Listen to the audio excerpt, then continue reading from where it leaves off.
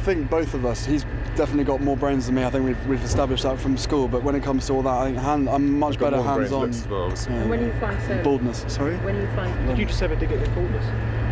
His what? Sorry. Baldness. His baldness. I was with you on that one. It's pretty rich coming from a ginger, so I'm quite happy to take that on this one. Yeah. He's a good-looking ginger. It's all right. Peter's both.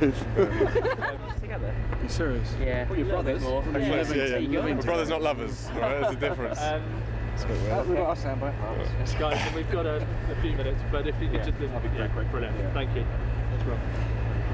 Harry, can I start with you? Because obviously we're focusing on you today primarily. You were talking recently about the struggle, the sort of mental stuff like that. I mean, how much of a struggle has it been?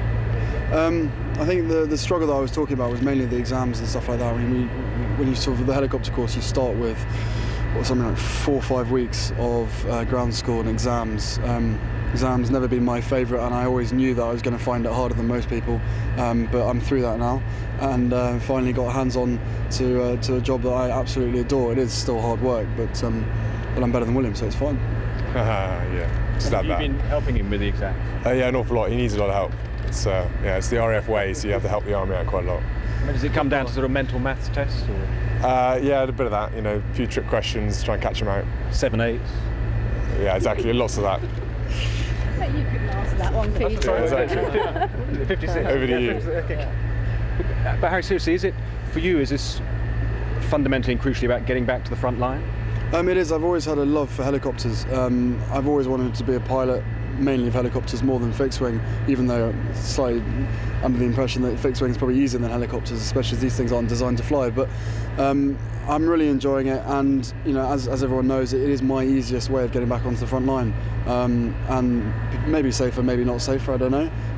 But there's a bit of pressure from certain places, which I'm sure you're aware of the reasons why I'm allowed to go back, and if I do go back, then apparently I can't do the same job as I had, so I'm looking somewhere different and more of a challenge to try and become a helicopter pilot. So was it made pretty clear to you after the last time in Afghanistan that it would be your first and last time, that it was too risky for you to go back as a soldier? More the fact that I think the media had said that they would never keep their mouths shut if I went and did the same job, so I'd have to do something different if I wanted to go, yes. But you are hopeful, confident and passionate that you do get back by this means, that you get back to the front line?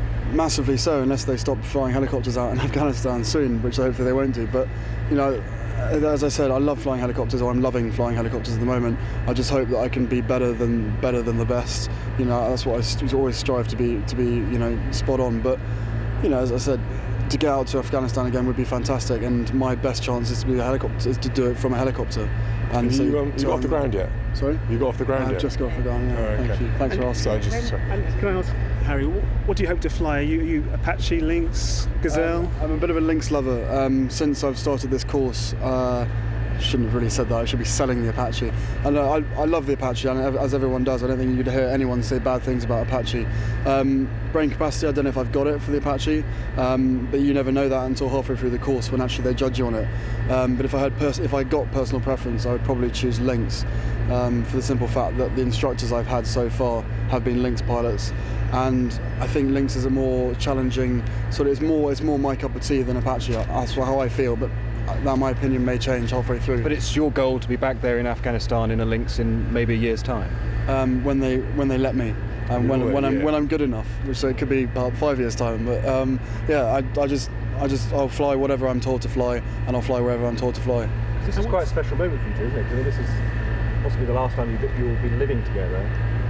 First and last time we'll be living together. It's been a fairly emotional experience.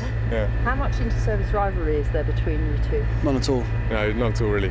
I mean, everyone knows the army's better than the I'm an old RAF. cavalry boy anyway, so it's fine. There's good banter between army pilots and RAF pilots obviously as well. And the naval pilots just in the background, they didn't do anything, so it's fine. And would you live together again? In a nice experience being in the same? Well, bearing in mind I cook him and feed him basically every day, I think he's done rather well.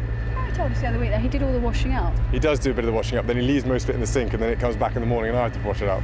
Oh, the lies. Yeah, unbelievable. Do you end up find yourself tidying up after him, or? Yeah, a fair bit of tidying. He snores a lot as well. Keeps me out all night long. Not good for flying. We're showing a bed back. No, I don't. I think that's very important we say that. And it's somebody's birthday on Sunday. Are you a bit nervous? Any presents you want your brother to get for you?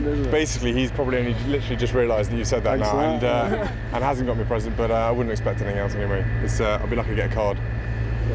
It's not obvious that he's growing old, is it? What's your favourite experience being in Shropshire so far?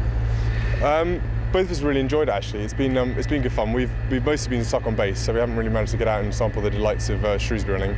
But been into town a few times. Enjoyed watching Shrewsbury do quite well in the playoffs. Unfortunately, didn't manage the last final bit. But yeah, it's been good. We've really enjoyed it. I haven't had much chance to get out at the moment. So it's the army. We work harder, so we haven't got much time. Old gag. Move on. What shops have you got to see and what bits of it have stood out? Shawbury. Yeah, Shawbury really. Yeah. You fly over it quite a bit, though. Yeah, I do a lot. Yeah, a lot of flying around, a lot of hours in the sky. Is there limits on what you can drink at the moment? So there's always a limit, Peter. There's always a limit. While flying, I think there probably is a limit. I don't know what the limit is, but I'm sure there is one. That's one question. It's tough enough to do a course like this on your own, with the whole world watching and a high-achieving older brother watching. Does it increase the pressure? I don't think that's quite fair. He's doing a fantastic job. He puts himself down, but generally he is seriously well. I've talked to his instructor and stuff like that. He's doing a fantastic job. So he's just very modest about it, but he's doing very well. I think to answer that though, I think there's masses of pressure on everyone in the forces at the moment for a start, and we're both here just doing our bit, trying to become helicopter pilots, and we're having a fantastic time. Yes, it's hard work, but everything is hard work nowadays. But yeah, sometimes there's added pressure, but you just deal with it, you get on with it. I mean, the helicopter course is a very strenuous course, but he's managed to get through it, so I reckon I can. Yeah, I just said something nice, you can say something nice. He's great. At the end of the day though, it's training, and it's, training is training, and you're under pressure as long as you're being taught and you're getting things right. Like he's, pointed out, is that the guys are doing the operational stuff, far more harder hours, work non-stop through the night, through the day, and they're the guys who get the real praise for everything that goes wrong. And when will you be flying solo? One final question, guys. You feel you're over the hump. You were worried about the theory and the exam work. Do you feel that with that behind you, the rest is a piece of cake? Well, I think both of us. He's definitely got more brains than me. I think we've established that from school. But when it comes to all that, I think I'm much better hands-on. And when are you flying solo? Baldness. Sorry. When are you flying solo? And when I'm flying solo, when I'm ready. Hopefully sometime next week, depending on the British weather. But we'll have to wait and see. But yeah, no, it's fantastic. It really is. Did you just ever dig it in baldness? His what, sorry? Baldness. His baldness. I know, I was with you on that one. It's pretty rich coming from a ginger, so I'm quite happy to take that on. It's fine. Yeah. He's a good-looking ginger, it's all right. Peter's both. I'll just ask you quickly about your training, how it's going. It's going very well, Rebecca. It's been. I've moved obviously off from the Squirrel because now being a far superior RAF pilot, I've now moved on to the Griffin, and it's good fun. I've got more of a crew atmosphere, so I got guys in the back, and it's really weird. You're flying along, you get these random voices coming in your ear that you can't even see, and your you've got to sort of respond. Yeah, exactly. They're usually hanging off on a skid. Yeah, just random voices. Yeah, but no, it's good fun. It's quite a long way to go yet before I'm finished, but I'm looking forward to a few challenges ahead and flying. And how important is it for you to do something like where you actually are getting an operational role? Because obviously there are certain constraints. Well, yeah, these constraints we always talk about. It's to me, I didn't join the forces to be, like I said lots of times before, mollycoddled or treated any different. And as far as I'm concerned, in my eyes, if Harry can do it, then I can do it. I don't really separate us in that much difference. And I think as a future head of the armed forces, it's really important that I at least get the opportunity to be credible and to do the job that I signed up for and to do the best I can. And that's all I ever wanted to do. And the search and rescue role is now, slightly different. So obviously being able to go to Afghanistan, but it's still doing an important job.